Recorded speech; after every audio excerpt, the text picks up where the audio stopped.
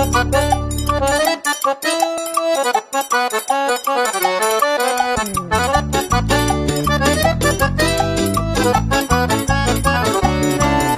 tô quase endoidando, porque esse ano não tem São João. Quarentena não acabou, tô com saudade de uma aglomeração.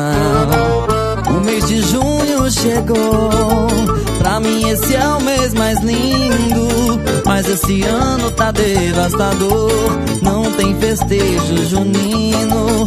Tô precisando de uma festa, principalmente de São João. Tô com saudade da minha galera, dos regues da aglomeração.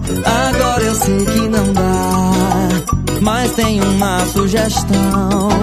Lá em dezembro, no Réveillon, a gente comemora o São João.